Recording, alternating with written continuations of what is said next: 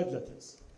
All of these are publicly available on the websites, which means that the work that we have today to play with the media, to market, to put this in place is a job in this room, to really answer your questions, to take your thoughts, and to really explain the Comprehensive Economic Partnership Agreement that will really show the opportunities. The most important part of this agreement is that there is a lot of opportunities that will arise. After putting it in models, of economic models, both sides, we saw growth in our economy the next 10 years. It will add 1.7% of GDP growth in the UAE's economy in the next decade. It will add 140,000 jobs in the market alone. That by itself is huge for both economies by doing only one Comprehensive Economic Partnership Agreement. The most important part of this as well, that the Comprehensive Economic Partnership Agreement is very agile and is very nimble. We have chapters in the agreement that allowed as well for future discussion, such as the digital economy and digital trade. This is a chapter that was kept for future discussions in the future as well, to make sure that we evolve as well with such technologies of the future. The most important as well, that government procurement chapter has allowed for the first time to allow companies to be part of government investments in both nations, and this is something as well to really highlight. The other highlight I would like to make sure as well that I cover is the intellectual property chapter, the investment chapter, that really brought a lot as well to the comprehensive. Why is it called comprehensive? Why is it not called free trade? This is the difference. It has chapters not just in trade. It has chapters that covers comprehensive economic aspects of it. It has a big chapter as well on the small and medium enterprises, a place where we need to make sure that 90% of our economy are SMEs. This needs as well a huge part of our work to make sure that we expel. Just now, launching the India-UAE Startup Bridge, a website, a place for India and UAE's company startups to really bridge between them together using the Comprehensive Economic Partnership Agreement. This is an opportunity for all of us to really come together today. And we are here today with a delegation, more than 85 members from the UAE, from all different parts of the Emirates, coming together, dialoguing, in discussion. We were in New Delhi for 2 days. We're here in Mumbai as well. This is something as well which is very important for us to showcase as well. We are planning to go more to other cities in India in the near future to really explain and to really bring the CEPA to light, where business to business and investments happens. I tell my brother Piyush that today our job is done in signing the agreement, but our job as well now has a new agenda, is to explain it to the business environment, to explain it to everybody who are looking at this investment opportunities. I sat with the UAE business investment in the India today this morning, and I told them, give me your opportunities. Let's fast track. We have a UAE India fast track desk that has been established, and that actually put things quickly through the ambassador and the embassies that actually can push opportunities. So this fast track desk, thanks to His Excellency Piyush Goyal for bringing this idea, for putting it up forward. And I think now we started to solve a lot of the challenges, opening as well investment opportunities through the fast track desk that is actually being in place. Thank you very much. Yeah. Thank you, Minister. May I now request Mr. Piyush Goyal to give his remarks, please. Thank you, Excellency Minister Abdullah, for your very warm words. This is your press conference, so I won't take too much time. But thank you for agreeing to my request to come to my home city of Mumbai. This is the financial and commercial capital, and businesses were really looking forward to engaging with you. This is an agreement of many historic firsts. It's the first agreement UAE has ever done with any country in the world. And it's the fastest agreement that was finalized in 88 days and then entered into force. It was brought into actual implementation earlier this month on the 2nd of May. And probably never before have we seen the speed with which businesses has started acting on it. In fact, I really appreciate the idea that Minister Abdullah has given, that we take our business teams to every part of the country in India and in the UAE and get our businesses to engage, facilitate that, handhold the initial period so that the true benefits of the FTA can be enjoyed by both countries. It opens the doors for many, particularly labor-intensive sectors. You all know that UAE doesn't have too much or a large population. And therefore, for labor-intensive sectors like textiles, gem and jewelry, pharmaceuticals, agri-products, leather, engineering goods, auto components, this agreement opens the door not only to UAE, but UAE, as many of us are aware, is a transit point for large parts of Africa, CIS countries, the Gulf region. With them having eliminated almost duties on 99% of the products that India exports to UAE, also having accepted a fast-track mechanism for pharma goods, by which, based on our approvals of our pharma companies or pharma products with US, Canada, EU, UK or Japan, our pharma products will get immediate access to the UAE market. We believe that trade will grow to at least $100 billion in the near future. Our own commitment of both ministers and our leaders, His Majesty, the Crown Prince and Prime Minister Modi, is to take this to much, much higher levels. And I do believe that our business persons are very excited. It'll add at least 1 million jobs to people in India. Young boys and girls will get opportunity also through the startup ecosystem about which Minister Abdullah just spoke. There's also huge potential for engagement on skill development and education. We are looking at significant investments, and the UAE has committed over $100 billion of investments into India, into manufacturing, infrastructure, services. So really this is like a booster shot.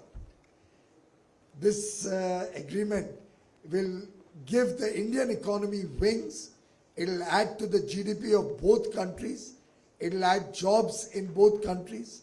It'll add to economic activity in both countries. It'll add to opportunities for young boys and girls and innovation in both countries. We have recently had a very successful foray at the Dubai Expo, and I think this partnership is defined best when you look at our tagline at Dubai Expo. It's about openness, it's about opportunity, and it's about growth. Thank you very much, my friend, my brother, Minister Abdullah, and I look forward to working closely with UAE in the years to come. Thank you. Yeah, thank you very much for your remarks, sir. We can now open the floor for questions and answers. Can we begin now?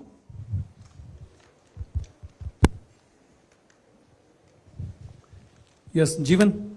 We can begin with Jeevan, sir. Please hand over the mic to him. Namaskar, sir. Jeevan Bhavsar from All India Radio. Sir, we would like to know more about the India-UAE Startup Bridge.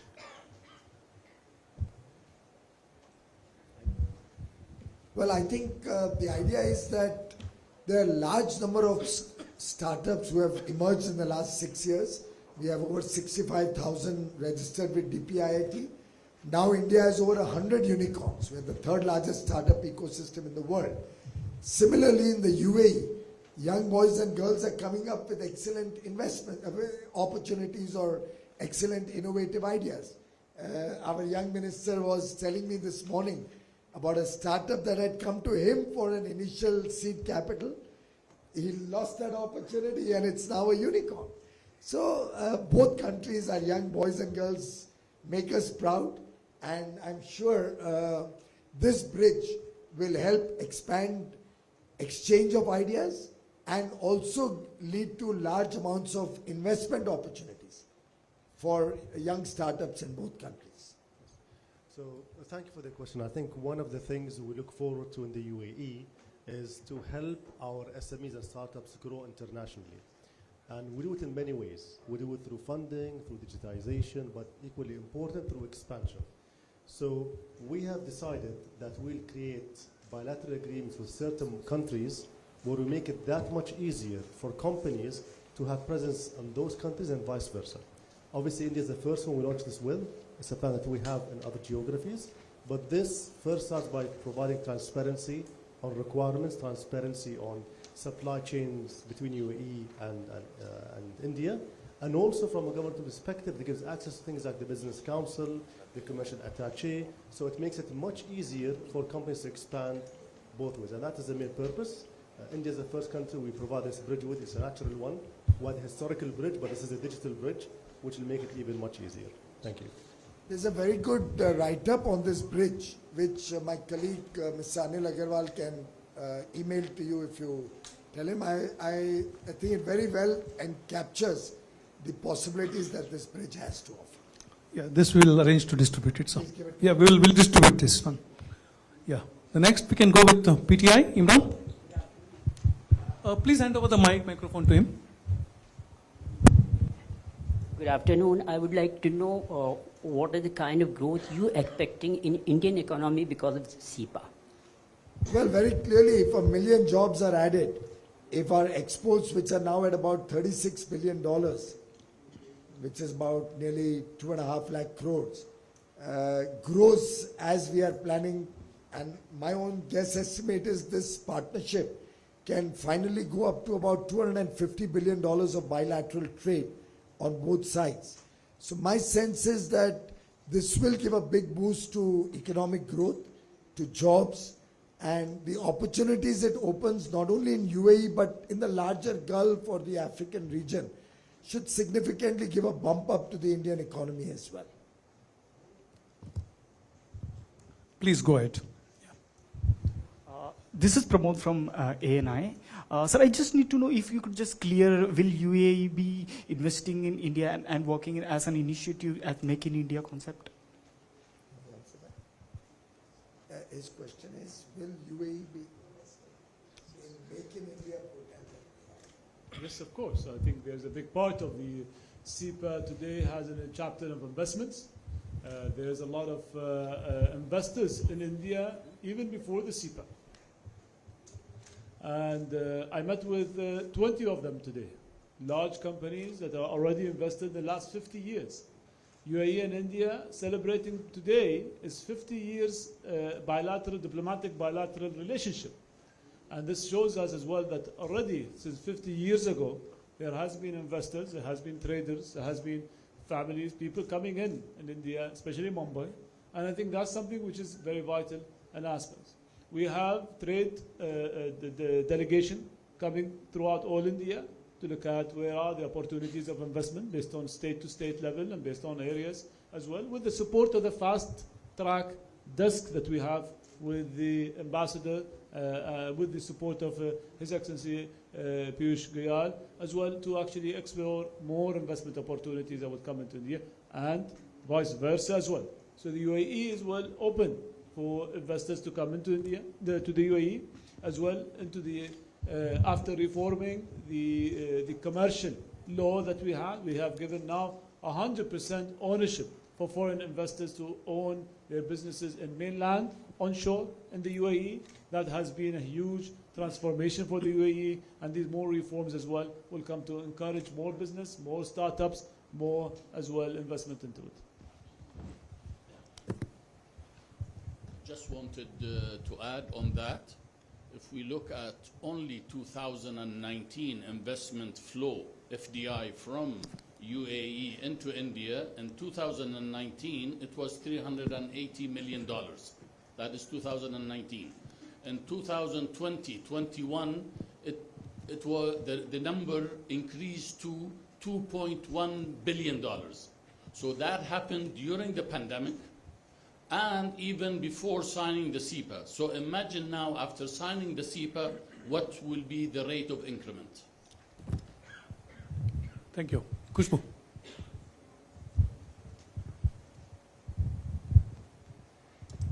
My question is to Mr. Abdullah. You just spoke about how we need to imagine what kind of growth that we can see from the FDIs from UAE. I just want to get the understanding from you. You said that India is at 9th spot in FDIs in 2019 from UAE side. How do we see that growing ahead after this kind of an agreement? And also, which sectors are you looking forward to in India? These sectors already been ironed out in the CEPA. There is a document we brought with us. If my team can show the document that we had given out to the members. There is a huge booklet that we have that really explains the details of the products, the commodities. But the CEPA is not just on products and commodities. It is as well into services, into other aspects as well of opportunities that can come along. Now the growth that we're looking at, that we want to reach 100 billion US dollars from 40 billion or so today in the next decade. That growth by itself, with the CEPA today, we can make it happen. Our economic modeling showed that this is an opportunity of growth. It can actually reach that number within the 7 to 8 to 9 years. My colleague, if he just come in the front, and I think that's as important, if you bring a copy of it. This document today has most of the information that we have between the UAE CEPA, India CEPA, and this has a lot of explanation of the CEPA to explain to everyone today. And I would like to urge every one of you to have a copy of it. It will help to understand, and for you as well to distribute it as well, to really bring together what type of commodities, what type of service, how many chapters in it. These details are very important. One thing which I want to as well let you know, there is on the Ministry of Economy website, we have created the UAE India CEPA, a very friendly, user-friendly interaction website that you can put the codes of products, and it will tell you the reduction or elimination of tariffs on it and how long it will be phased out and which year so. So the details is in the document. It is more than 800 pages of an agreement. So we cannot cover the 800 pages, and I think this will be challenging. But we managed to put it on a website that has about more than 1,000 products. But going through that as well will be a challenge, so we made it very friendly as well, that you can search these products based on the HS code of customs, and you can understand as well how long it will take and what is the actual reduction on that as well. So as it has been implemented already in the early days of May, and still it's very early, but how has the response been till now from both the countries? It has been very positive, or maybe I'll ask the Ambassador Sanjay Sudhi to actually put, because he was there receiving the first parcel coming in from India to the UAE. So I can share with you that as the day CEPA entered into force on 1st of May, the first consignment actually took off from India to the UAE and another one from UAE to India. The consignment from India to UAE was that of gems and jewelry. It was flagged off by our Secretary of Commerce, and this was a consignment actually of 3 different importers, and total value was $1 million. So on day one consignment of $1 million was exported. So I mean, there is so much of enthusiasm in the exporter community of India to use it that it has already been started using. Yes, sir. Ronita, please take the microphone from behind. I have a question for Mr. Goyal and Mr. Murray. Is this only about trade? Is it all about trade? What about the deep historic and cultural ties that the two countries have had? What about that?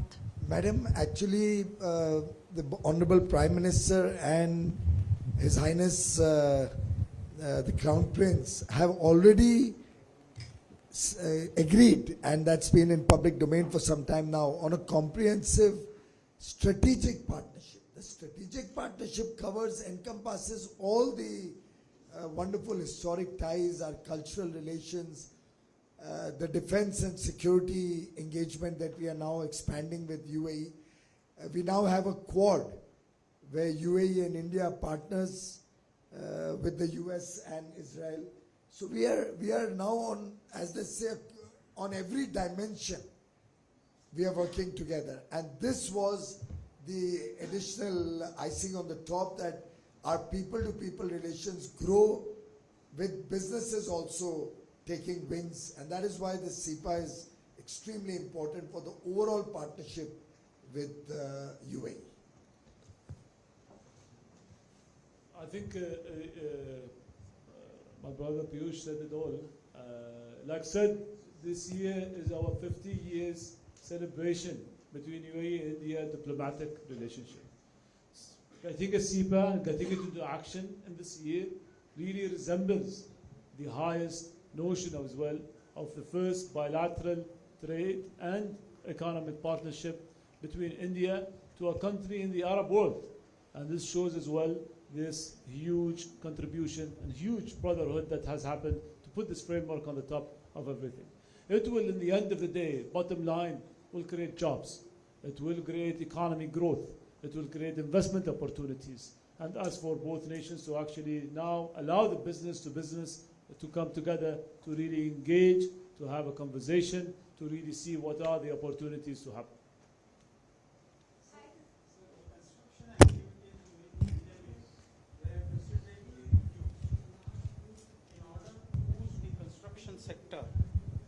In order to boost the construction sector, do you have any motivation for the construction companies in UAE? Construction has always been a high percentage of UAE's economy. Construction resembles between 10 to 15% of the GDP of the UAE, with real estate as well, some sort of that kind of percentage as well. The most important that the UAE really focuses on construction. There's a huge amount of projects that's happening. Construction, yes, in the COVID-19 has been slowed down, but it's not that significant. It has picked up, and growth has been seen in that kind of sector. That shows construction is a very vital aspect as well for both. Thank you. Yes. CNBC, TV 18, Santia. Hi, sorry, Shilpa also here from CNBC. Okay, Mr. Goyal, my first question was I wanted to understand how is this going to help the Indian manufacturing sector at large with respect to gaining access to a global supply chain? Is SEPA going to help Indian manufacturers go far and wide? Can you elaborate a little bit on that? Very clearly, UAE is a very well-known trading hub. It's a transit point, whether it's for passengers or for goods and services. They have a very vibrant and easy to do business ecosystem there. They encourage very good free trade movement, very good logistic support for goods and services. And therefore, a large part of the African continent is seen to come to UAE and transact or buy from the UAE. Similarly, in the Gulf region, the UAE has a very prominent position, and from the UAE, several Gulf countries source many products. Several CIS countries also have very good connectivity from the various ports that they have developed in UAE. Their airline industry is very vibrant, so food products which need faster delivery times can well move from India to UAE and then from there across the world. So I think in every respect, this partnership, the UAE-India SEPA, opens the doors to many, many other markets, going well beyond the UAE's own market size. Right. And while you said that, of course, there are a lot of sectors and there's a huge booklet also that outlines everything. Off the top of your head, though, I wanted to understand, like startups is one thing that you spoke about, but what are some of the main sectors that that would be in focus, that would really gain out of this partnership? Few sectors are off the top of your head that you think will gain the most. Yeah, I think this is more of a test to me, but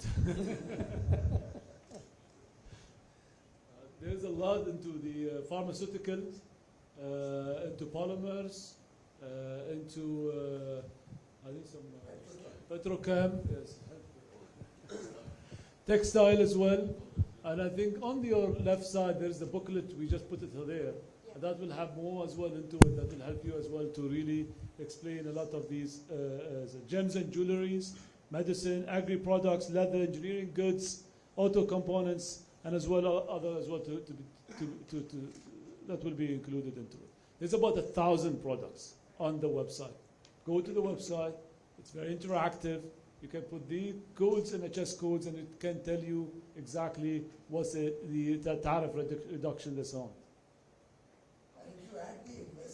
If you add the investments that can flow, you will appreciate that that can be a big support to our own efforts in India to expand infrastructure, to expand manufacturing. Then services from India also can give big boost to the UAE economy. So it's something where it's a win-win between both countries. All right, Mr. Goyal, if I may digress a little bit, since we're also talking about trade, if I may digress a little bit, I wanted to ask you about wheat exports as well. Is the government really looking at... Let's stick to the UAE SEPA, but I can tell you that we'll make sure that UAE will never have a wheat shortage. Yeah. You can hand over the microphone to your colleague. Yeah, sure. Hello, sir. This is Santa from CNBC. I know you said that right now, let's stick to the event. But because we are lucky enough today that you are here with us, so I would like to, yes, so I would still like to, if anybody has SEPA question, then I'll pass on the microphone. Okay. Sure, definitely. Yes, anyone? We'll pass the mic if anyone has a question. Please, please hand over the microphone here. My name is Harun Afroz. I'm the resident editor of Sabha, Delhi. I have a specific question for Mr. Goyal. Sir, have you made any arrangement for single window clearances for availing the required licenses for your startups and for boosting bilateral trade between UAE and India? Well, a single window cannot be only for one country. A single window is for all businesses, and we have done the beta launch of a national single window which will give approvals across the board for government in the center or for state governments. Many state governments have already onboarded on that. More and more departments in the center and the states are now onboarding. Our expectation is that finally we'll have one single window for all approvals in India. As regards the India-UAE engagement, we have a fast-track mechanism which works with Invest India at the core, with their trade promotion body on the core, and both the embassies working in close cooperation. Just like we launched the bridge for startups, we have the fast-track mechanism for trade in goods and services. Sir, apart from this business, do you have any arrangement for this exchange, cultural exchange between both the countries? हजारों साल पुराना है. जी, what about और वो today? तो बढ़ेगा ही. As people to people engagement grows, as business grows, culture comes naturally. So we had the Dubai Expo. Every day we would have a cultural program over there. Of course. And Indian culture has contributed significantly over the years in the UAE. We have a very large diaspora, nearly 3.5 million people of Indian origin who live and work and who have adopted UAE as their own country. And of course, the dates from the UAE or all the wonderful goodies that we get from the UAE have been on our plate for so many years, reflecting even our close connection on cuisines, on tradition. So these two countries are very natural partners. Can we make any arrangement for the exchanges of delegations, cultural delegations, apart from, Good idea, we'll certainly look at it. Yeah. So nice of you. Thank sir, you. We'll be moving ahead with Shishir. We have, Just I one or think, two we questions. are very tight on time. Yes, last So question let's we'll take take. last We'll take question. the last question. Yes, Hi, sir, Shishir here. Shishir, that will be the last my question. to the UAE counterpart here. As Mr. Piyush Goyal rightly said that India is also looking forward to enter into the African market. Just wanted to know that how UAE also will help India to enter to the African market and how you will be instrumental in that so that both the countries can capture the market in Africa as well. We already, that's a very good question, because CEPAs always benefit when there is multi-CEPAs come into part. We have announced in the UAE our CEPA agenda to sign with 8 nations this year. The first one is with our brotherhood country India, that the first CEPA was signed. UAE just finalized the CEPA with Israel, and we are looking to sign it in the next 30 to 40 days. We are now in consultation as well with other CEPAs announced as well with Turkey, and as well there are some African countries that we have a SEPA program in conversation, and we'll be announcing very soon.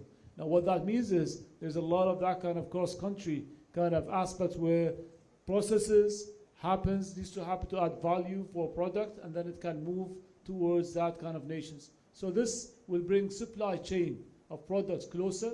It will add value, it will create more jobs, and it will create a trans-continent movement of products from India to the UAE and to Africa. UAE today has been always a place where it's been a seaport, an airport, and as well moving forward to be a brain port. We're bringing people, talent, and thinking as well together to really across the globe. So the UAE always been a hub for businesses, hub for trade, and will always help India to actually push the products across as well the region. Yeah, due to constraint of time, I'll be announcing the closing of the press conference. Thank you very much, Minister Sirs, for attending the press conference and interacting with media in Mumbai. Thank you.